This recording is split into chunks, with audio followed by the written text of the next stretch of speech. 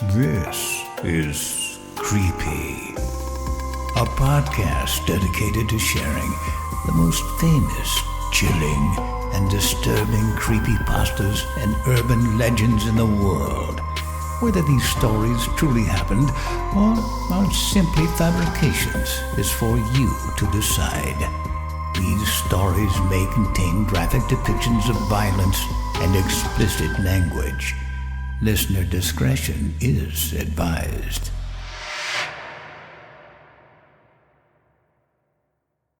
Creepy presents The Space Above the Closet, written by Emerald Lee and narrated by Danielle Hewitt. My room is tiny. Of course, that's because it was built for efficiency.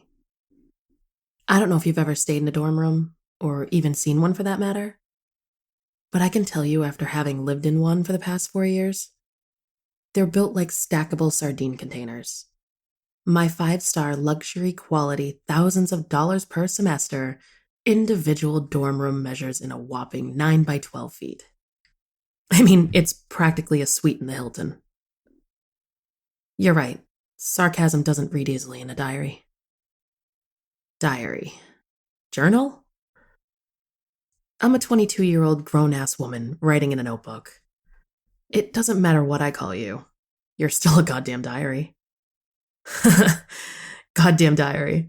That's what I'll call you. Instead of Dear Diary, I mean. It'll be like my signature thing when anthropologists of the future find this and examine my precious words for cultural meaning. I'm sorry. I digress. Let's start again, shall we? Goddamn diary. As I was saying, my room is a tiny little shitbox. But that isn't the problem. Not really, anyway. Like I said, I've lived here for 4 years now, and if I'm being honest, it's not the size of my room that's bothering me. It's not really the room at all, actually. It's the space above the closet. The space above the closet. Jesus, how ominous. Wow, I feel crazy even writing this. I sound like some kind of nutcase. But, I don't know. I guess I feel like if I write it all down, everything will make sense and I won't have to worry about it anymore. And I can just burn this stupid notebook, and then I won't have to concern myself with ruminations about the anthropologists of the future. Or if I should call you a diary, or a journal, or a fucking papyrus leaf. Honestly, I just need to write this down because maybe on paper it'll be sane sounding. I guess I should start from the beginning. Okay, well, right. The space above the closet. Remember how I said my room is roughly 9 foot by 12 foot? Well, it's arranged so that one entire 12-foot long wall is used up by bookshelves and a small desk. And on the opposite wall, there's a single bed. It's actually pretty comfy with a topper on it, honestly. Anyway, the closet is basically just a large wooden box that fills the space between the end of the bed and the wall where the door is. All of this is most irrelevant, except I can't explain the space above the closet without a clear image of how the room is set up.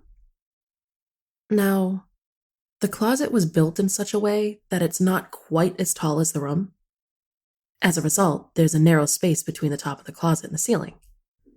It's wide enough that you could store books there, I guess, or extra blankets or something, but nothing much more than that.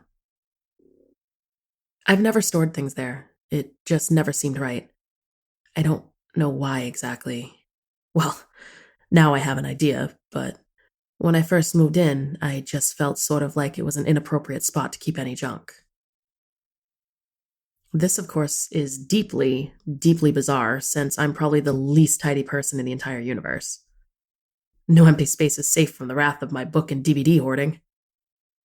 Regardless, I never felt right putting anything above that closet. My first 3 years in this room passed without incident. I would live in it for both school semesters, pack up my things in April after exams, go home for the summer, return inevitably to the same exact room because the housing office at my university has zero interest in making things interesting. School would go on as school does.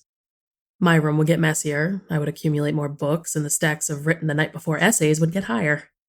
Oh, by the way, I'm a history major, philosophy minor, engineering dropout. I know, go me. I'm training to be a well-read and clever intellectual. I'll be happy to discuss Kantian ethics with you between a grande non-fat mocha whatever the fuck orders. Point being, I own a lot of books, and I write a lot of essays. Anyway, one day a few weeks ago, I was in the middle of a very important Netflix binge when an annoyingly persistent knock on my door interrupted my nearly 9-hour marathon of The X-Files. I panicked, of course, because, being me, I had completely forgotten the resident assistant was supposed to be by for some inspections, and my room was a certified disaster. I mean, full throttle, Sharknado 3D, empty wine bottles, stacks of crummy dishes, probably tiny dead mouse bodies in the heat register disaster. And I mean, cut me some slack, because I had also just finished slogging through a backlog of something like 30,000 words worth of essays, and all I wanted to do was eat Nutella toast and lust after Scully's hair color. So sue me. My immediate reaction was to just take the hit. Let the RA come in, give me a dirty look, and then write me up for uncleanliness. But my deeply buried, ancient, evolutionary, uterus-owning, home-making sense must have kicked in. And I have to say, I pulled off some kind of the Flash shit in that moment when that RA came in and she said, "Cool, see you later." And that was it. No uncleanliness sanctions for me. But to get back to the point, when I was in the middle of my miracle tidying frenzy, I didn't have time to be worried about the space above my closet and my uneasiness about putting things there. All I knew was that I had a lot of dirty dishes that needed a hiding place, and the closet space was it. So I stacked a couple bowls and some plates on top of each other, and I shoved them as far toward the wall in the top of the closet as my arms would reach, so they weren't visible. All the rest of the clutter, including the nearly empty wine bottles, got spirited away into the drawers under my bed. And that, kids, is how all my socks got purple stains on them. Truth be told, I actually kind of forgot about those dishes on top of the closet for a while. When the RA left, I went straight back to my X-Files binge, and I didn't remember the dishes until the following morning when I woke up. Okay, it was afternoon, don't judge me. Well, luckily, that same day, an urge struck me to tidy my room. Actually, tidy it. Maybe with exams approaching, I felt like a clean room would make for a clean mind. Right. In any case, I wanted a clean room. While I was deciding where to begin, I suddenly remembered the dirty dishes above my closet and thought that washing them would put me off to a good start. So I climbed on top of my bed, reached all the way to the back where I had pushed the stack of dirties, and felt... I was confused. I stood on my toes and looked into the crevice. I even got a flashlight and inspected the space. Although that was unnecessary because I could see all the way to the wall as it was. I shook my head, perplexed, wondering if I'd already cleaned the dishes. Perhaps I'd picked up a new habit, sleep cleaning. As convenient as that would be, it seemed like an unlikely explanation. Sleep cleaning or not, whatever the explanation, the dishes were undoubtedly no longer above the closet. I plunked down on my bed, thoroughly weirded out. Then I looked around my room, wondering if maybe I'd already retrieved the dishes and simply forgotten about it. I mean, maybe too much Netflix really does burn holes in the brain? Who knows? But I didn't see the dishes anywhere. I checked my drawers too, and beside my newly wine-stained socks, no dishes were found. I left my room and padded barefoot down the hallway to the little communal kitchen where I looked through every cupboard, thinking maybe I had imagined the dirty dishes entirely, but none of my personally labeled plates and bowls were around. Oh, and by the way, you'd be stupid not to label things at university. That shit isn't just for summer camp. Labeling is serious business. I meandered back to my room, all the way quite literally scratching my head at the case of the missing dishes. If I were Mulder, I would have been thrilled about the missing dishes. An X-File in the making. But instead, I was just confused. So I did what every good university student does when a problem can't be solved.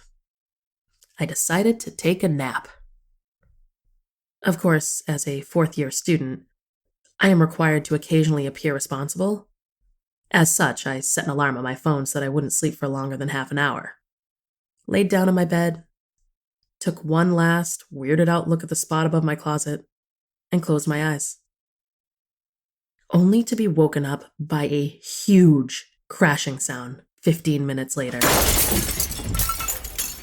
I jolted awake, smacking my head on the wall beside my bed and frantically looking around for the source of the noise.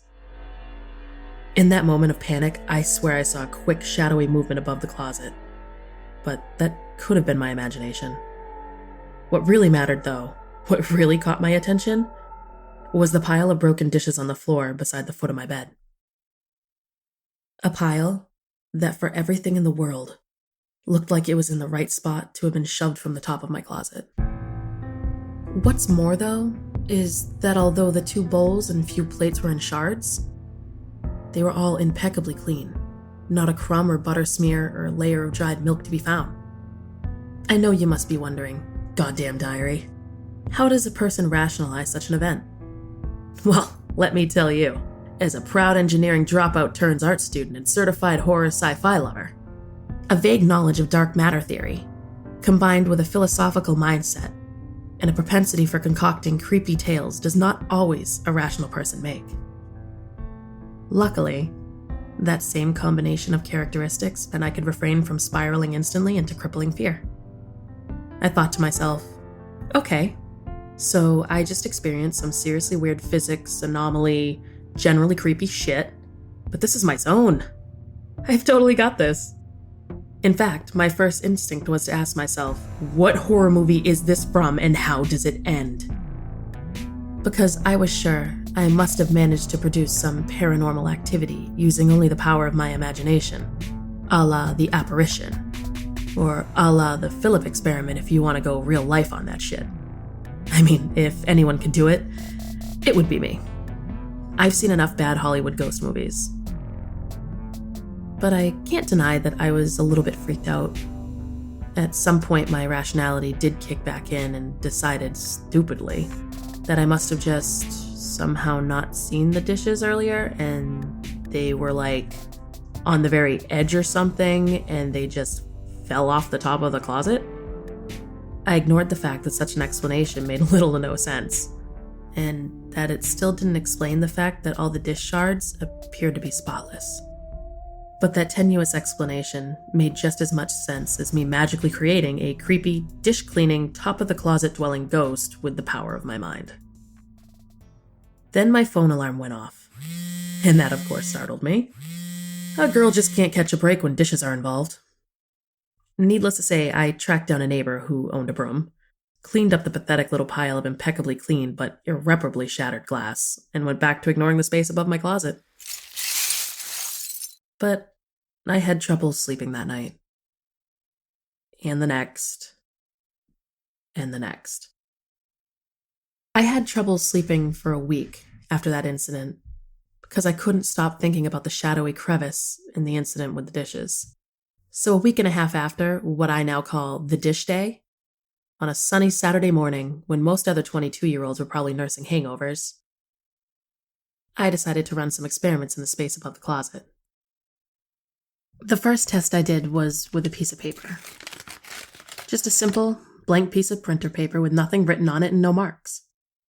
I placed it on top of the closet and pushed it as far back toward the wall as I could. Then I sat on my bed, started the stopwatch app on my phone, and waited. At 14 minutes and 22 seconds, the piece of paper was shoved from the top of the closet by some unseen force. Before it even landed on the ground, I had bolted to my feet atop the bed to catch the mysterious culprit in action. By this point, I was thinking, maybe rats were to blame? Again, unlikely story. But the crevice was empty. Disappointed, I retrieved the piece of paper from the ground and examined it. Nothing had changed. No marks had appeared on it. It wasn't torn. In fact, it wasn't even wrinkled or creased. I resolved to continue my experimenting. I decided the blank piece of paper was kind of like a control, and that I would use the same sheet at the end of my experiment to try and make the whole stupid process a little bit more legit. So I set aside the first sheet of paper and grabbed another. This time, I wrote something on it. Just my name, in large black letters, all caps, across the middle of the page. R-I-P-L-E-Y.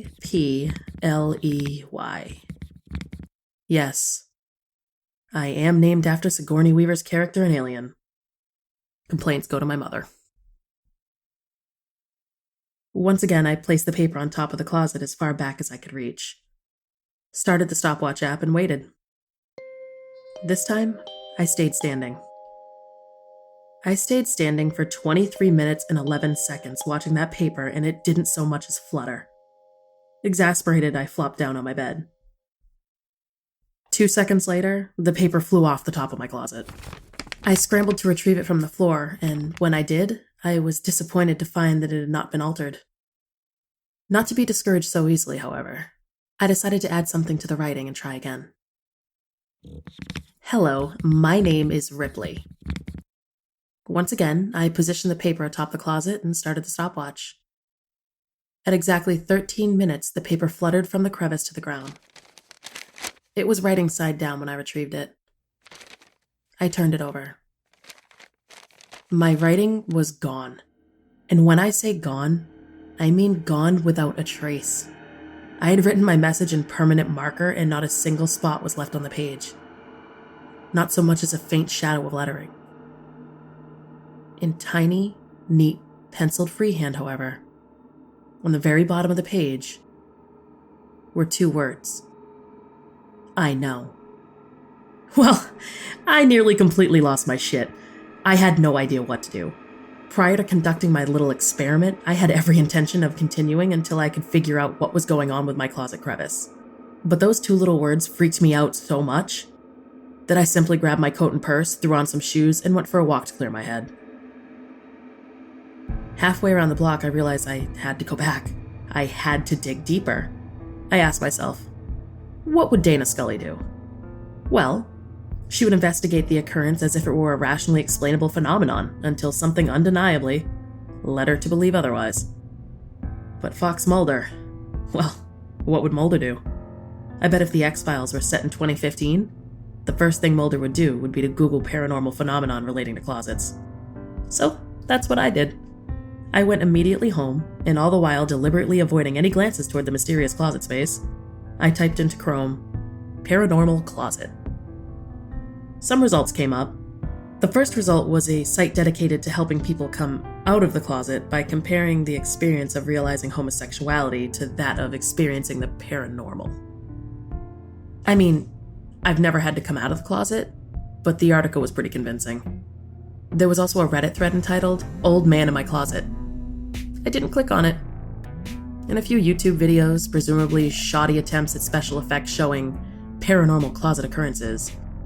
But none of them resembled my invisible closet top dwelling companion, or whatever.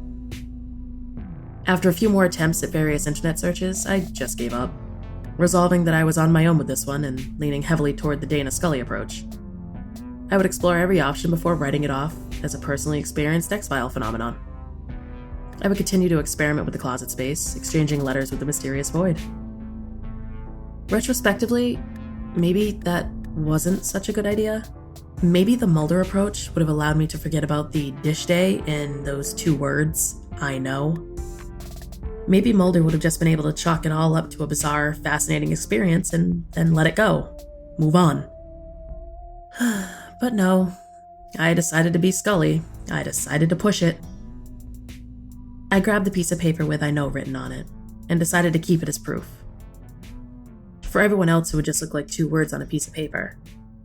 But to me, it was solid evidence of my experience, and I didn't want to risk losing it. I picked a 3rd piece of paper from my shelf and wrote on it, "What's your name?" I delivered the paper to the top of my closet, sat on my bed, and stared at the stopwatch. At 10 minutes and 35 seconds, the paper floated from the top of the closet. This time directly onto the bed instead of the floor. "Not important," it read. My writing was gone. I decided to use the same piece of paper for the next question, Directly under the closet being's writing, I scribbled, "Are you real?" At 6 minutes and 15 seconds, the paper landed on my bed. Blank once again, except for the answer. Evidently so. I thought to myself, ah, so the closet is a smartass then, and scribbled my next question.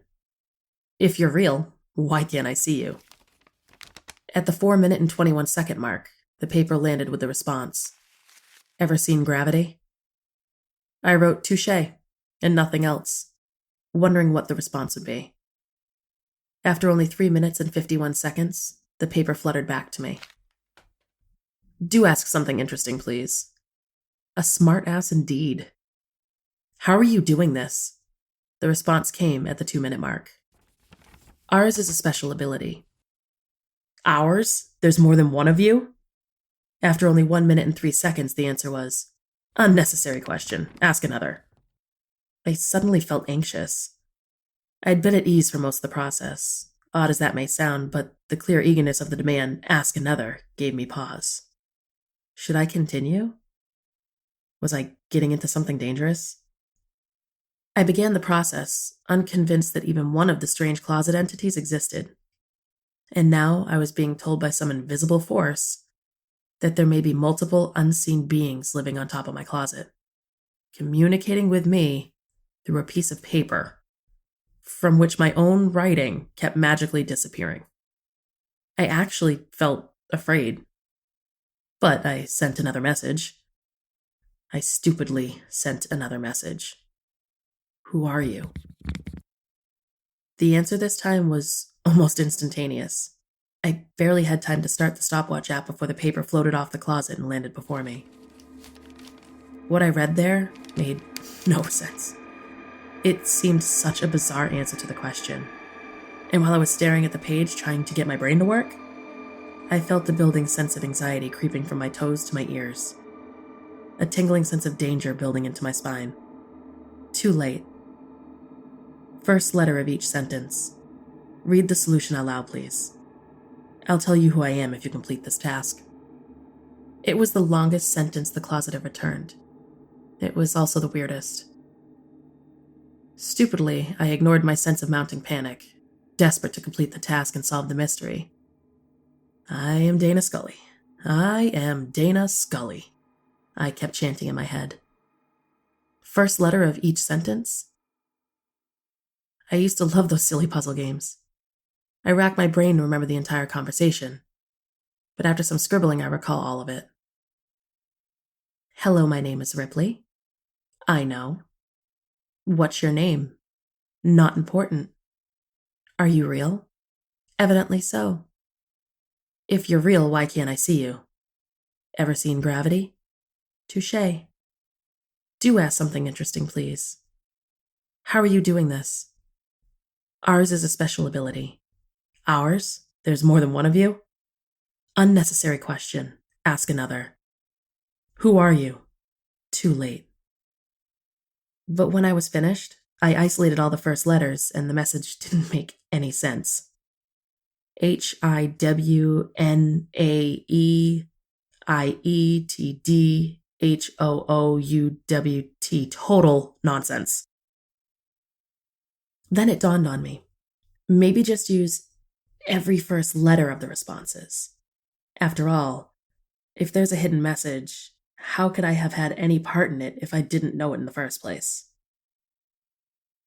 I arranged all the letters from the closet's response into a line. My heart sank. A lump rose in my throat. My palms started to sweat.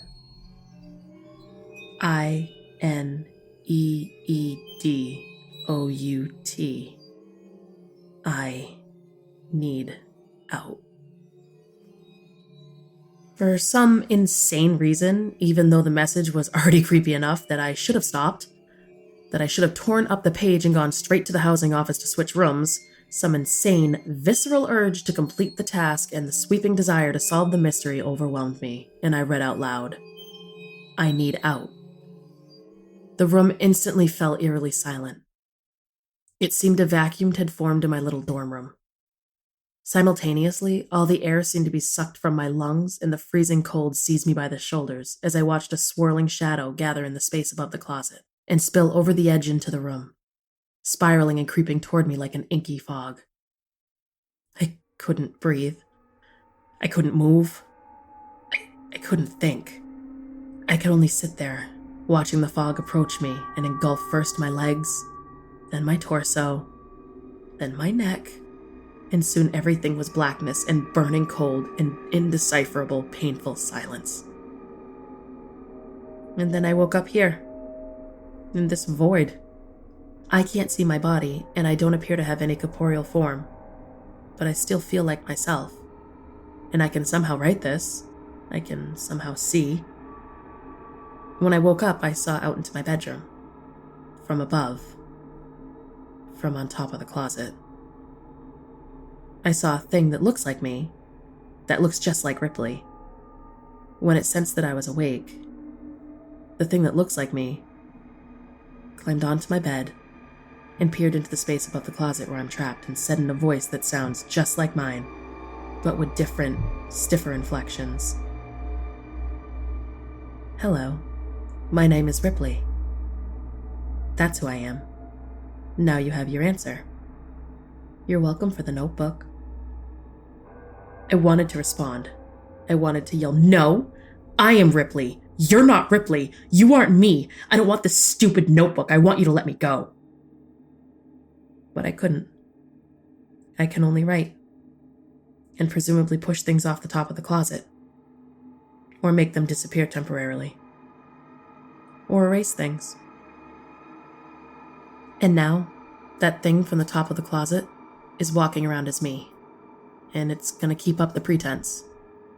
So I'm writing this tale down, and maybe someday, when the fake Ripley leaves and someone else moves into this room, I will push this book off the top of the closet. And maybe that someone will start reading, thinking it's all a bizarre mishap. And maybe they'll become interested in my story. Maybe they'll be a thrill seeker willing to test the boundaries. Maybe they'll be a curious fan of the X-Files. Maybe they'll want to talk to me. Maybe they'll tell me their name. But I'll already know it. And my task will be to lure them.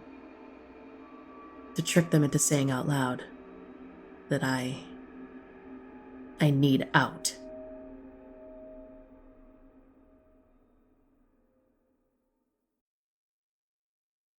For more information, including pictures and videos of the stories told on this podcast, or to suggest stories for future episodes, please visit us at CreepyPod on Twitter, Instagram, and Facebook, or email us at creepypod@gmail.com. All stories told on this podcast can be found at creepypastawikia.com and are protected by a Creative Commons license. Some rights reserved unless otherwise stated.